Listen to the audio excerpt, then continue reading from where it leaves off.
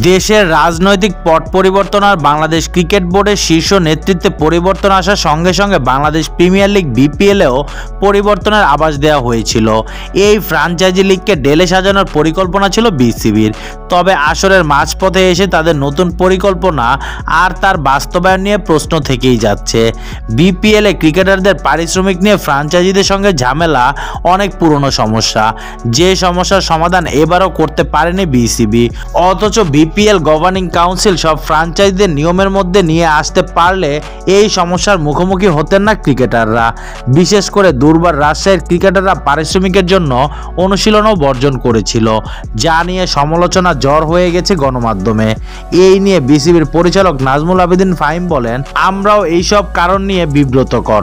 শুধু cricket board নয়, পুরো ক্রিকেট সম্প্রদায় কিন্তু এইসব নিয়ে বিব্রত। এমন বিব্রতকর ঘটনা থেকে শিক্ষার কথা জানালেন বিসিবি। আমাদের সবার জন্য এগুলো শিক্ষা। আশা করি সামনে এসব বিষয় সেভাবেই অ্যাড্রেস করবে আর যেন না হয়। অনেকগুলো কাজ আমাদের করা উচিত ছিল, যেগুলো হয়তো আমরা সময় মতো করিনি।